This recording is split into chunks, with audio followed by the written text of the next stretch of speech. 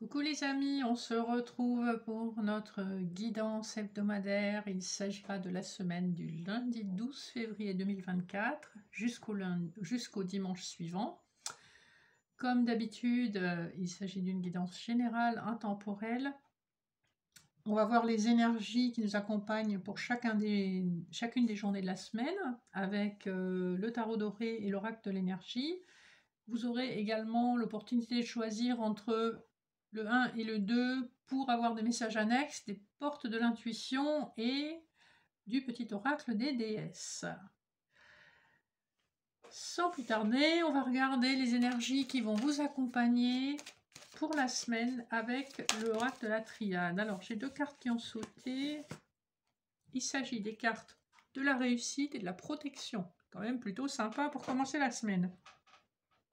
Ce qu'on vous dit ici, c'est que votre réussite est protégée probablement par vos guides et que quel que soit le domaine, vous allez récolter sur le plan matériel, donc dans la 3D, vous allez récolter le résultat, le fruit de vos efforts. En dos de deck, on voit quand même avec pénitence que ça a été une période pénible que vous avez traversée, mais qui vous a quand même enrichi de beaucoup de réflexion et de sagesse. Donc on a plutôt de jolies énergies pour commencer la semaine. On va regarder les dos de deck avant de regarder chaque jour individuel. On a donc pour le tarot doré en dos de deck, nous avons la jolie carte du 3 de coupe, d'un valet de coupe et d'un 8 de coupe. On nous parle quand même pas mal de sentiments, notamment avec le valet de coupe. Ça peut être une offre, ça peut être une déclaration sentimentale, ça peut être une offre amicale, mais en tout cas c'est quelque chose quand même de relationnel. Et avec le 3 de coupe, on voit qu'il y a une célébration. Et tout ça après une période, 8 de coupe, on ne savait pas trop, on était dans la nostalgie du passé, on avait du mal à se projeter dans l'avenir. Donc on voit que ces énergies-là sont en train de changer. En dos de deck de l'oracle de l'énergie, nous avons... Ah ben, ça répète un peu ce qu'on a vu jusqu'à présent. Donc on a la corne d'abondance et on a l'ange de l'amour, rien de moins, et une femme qui réfléchit. Donc on a beaucoup de pensées dirigées vers l'amour et vers la vie matérielle. Premier couplet pour le lundi. Alors pour le lundi, on a le 9 d'épée et l'ange de la force. Ici, on voit que probablement vous passez par une phase avec beaucoup d'inquiétude, beaucoup de pensées, beaucoup d'insomnie. Il y a quand même quelque chose qui vous tracasse, mais avec l'ange de la force, on voit que vous avez néanmoins la capacité de retrouver votre pouvoir, de maîtriser une situation avec calme et détermination. Et on voit qu'il y a eu, en tout cas, et que ce n'est pas tout à fait encore terminé, on est en fin de cycle puisque c'est un 9, et on voit qu'au niveau de la pensée, il y a énormément de rumination. Donc ça, c'est pour lundi. Pour mardi, nous avons le 9 de coupe et la carte de la stratégie. Donc dans le domaine sentimental, on vous annonce que votre stratégie a été payante et que vous allez vers la réalisation, la concrétisation d'un vœu. C'est une très jolie carte, la carte du 9 de coupe. Faites un vœu et ne le dites à personne, c'est ce qu'on dit habituellement. Gardez-le pour vous. Ce vœu va se réaliser parce que vous allez vous ouvrir à un nouveau monde avec la carte numéro 21, qui est comme la carte du monde dans le tarot. Et c'est parce que vous avez observé une certaine stratégie. Je pense que vous avez probablement travaillé sur du lâcher-prise. Parce qu'on a vu que vous étiez dans l'anxiété et dans l'insomnie par rapport à une problématique qui peut être une problématique émotionnelle ou sentimentale. Mercredi, nous avons le chariot et le deuxième chakra, l'archange Ariel. Donc ici, très probablement, vous avez des nouvelles qui viennent vers vous au grand galop, voire une visite où il y a la notion d'un déplacement avec le chariot. Et le deuxième chakra, c'est le chakra sacré. Donc toutes vos envies vont se matérialiser lors d'un déplacement ou grâce au déplacement d'une personne vers vous. D'accord? Donc ça, c'est pour mercredi. Jeudi, nous avons la reine de bâton et le yin et le yang. Ici, on voit une femme passionnée qui peut tout à fait être vous, qui a beaucoup de projets, beaucoup d'ambition, mais qui est aussi capable de maintenir un certain équilibre dans sa vie En plus, la carte du Yin-Yang, c'est la carte 22, hein, donc il y a cette dualité. La vie est pleine de dualité. Et on voit que vous ou la personne que ça représente pour vous, hein, si vous êtes un homme, ça peut être la femme la plus proche de vous. On a une personne de fort caractère, qui a beaucoup de passion, beaucoup de chaleur en elle, mais qui est aussi capable de beaucoup de discernement et de maintenir un équilibre dans les situations les plus complexes. 2 plus 2, ça fait 4, donc cet équilibre amène quand même une forme de stabilité. Vendredi. Vendredi, on a le 8 de denier et l'archange Raphaël. Ici, on voit une personne, vous ou une personne en face de vous, qui est quand même très appliquée à faire du boulot. Et il y a vraiment cette idée d'avoir la tête dans le guidon. On travaille, on n'a pas beaucoup de temps pour soi. L'archange Raphaël vous rappelle de vous occuper de votre cœur et de guérir votre cœur, hein, puisque c'est aussi le vert. C'est la couleur qui se rapporte au chakra du cœur et l'archange Raphaël est l'archange de la guérison.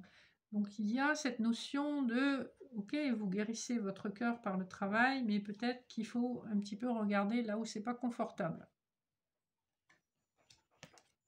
Le samedi, nous avons le valet de denier et l'appréciation. Ici, on vous fait une offre, il y a des nouvelles qui arrivent vers vous, hein, les personnages de cours, souvent c'est des nouvelles. Ça peut concerner vos finances comme ça peut concerner votre situation matérielle ou professionnelle. Ce qu'on vous dit ici, c'est qu'effectivement, vous allez vous sentir apprécié. Ce valet de denier peut-être va vous faire une offre ou un cadeau, puisque vous voyez qu'il est bien habillé et qu'il porte un très joli denier et que cette femme se sent appréciée à sa juste valeur.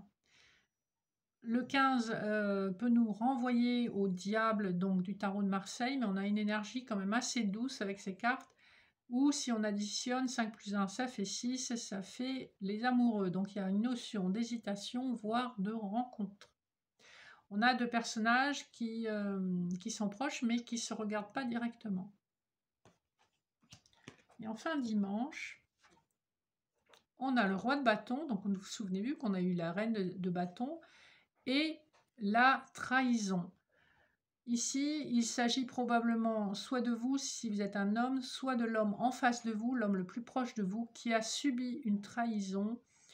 Et il y a cette idée que ça a probablement perturbé son équilibre, même si la trahison nous mène, le 25 nous mène au 7, hein, donc 2 plus 5, 7, le chariot. C'est une trahison qui va permettre à cet homme, à son roi de bâton, de reprendre le contrôle de sa vie. Vous voyez, sur l'image, le personnage regarde vers la gauche, il regarde vers le passé, mais probablement que ce qui s'est passé dans son dos va lui ouvrir les yeux sur ce qu'était réellement sa situation. Vous voyez comment ça résonne à l'intérieur de vous. Moi, c'est ce qui me vient en voyant ces deux cartes. Alors, on va conclure avec les messages annexes, donc choix 1 ou choix 2, comme vous voudrez. Donc, pour les personnes qui auront fait le premier choix, vous avez la logique, envisagez votre difficulté sous un nouvel angle, irrationnel cette fois, et la solution apparaîtra. Ici, on vous dit de vous connecter à votre imaginaire, à votre intuition, à votre petite voix intérieure, car c'est comme ça que vous allez trouver la réponse à une problématique. Avec Perséphone, on vous dit que peut-être vous souffrez un peu d'inexpérience. Et dans ces cas-là, ça rejoint un petit peu l'autre message. Comme vous n'êtes pas expérimenté, ça sert peut-être à rien d'analyser et il vaut mieux se fier à votre premier ressenti, à votre intuition, plutôt que d'essayer de comprendre une situation qui vous échappe un peu. Pour le numéro 2, nous avons la place. Dès que vous êtes à votre juste place, vous éprouvez un profond sentiment de paix intérieure. Donc là, il y a cette idée que peut-être enfin vous avez trouvé votre place et que vous êtes baigné par cette paix et cette sérénité qu'on avait tout au début du tirage. Et nous avons l'acceptation radicale. Ici, on vous demande de lâcher prise sur ce que vous ne pouvez pas contrôler. Laissez-vous aller, suivez le courant, ça va bien se passer. On a la carte, en plus la carte porte le numéro 15, hein, donc renvoie au diable. Le diable a quand même une certaine forme de maîtrise sur tout ce qui est matériel, d'accord? Voilà les amis, la guidance en fait, a été un peu raccourcie parce que ça fait la 3e fois que j'essaye de la faire. J'avais un souci avec mon téléphone et du coup, je l'ai un petit peu raccourci parce que je commençais à être un peu frustrée de ne pas pouvoir, l'enregistrer. Voilà, j'espère néanmoins que les messages vous parleront. Je vous rappelle qu'en barre d'infos, vous trouvez des infos sur, comment me contacter, comment avoir des informations sur les accompagnements de libération émotionnelle que je propose, ainsi que sur le nouveau groupe Les Messages de Nat que j'ai ouvert sur Facebook, qui est un groupe privé accessible par abonnement pour l'apprentissage de la cartomancie. Voilà, si ça vous intéresse, on commence le 16 février. Le prix réduit, c'est seulement jusqu'à demain, donc dépêchez-vous si vous êtes intéressé. Après, ce sera toujours accessible, mais ce sera plus cher. Je vous fais d'énormes bisous, je vous souhaite une excellente semaine, une belle Saint-Valentin pour ceux qui la fêtent et qui ont un chéri ou qui ont une chérie. Et je vous dis à très vite. N'hésitez pas à liker, vous abonner, partager si ce n'est pas encore fait. Bye bye.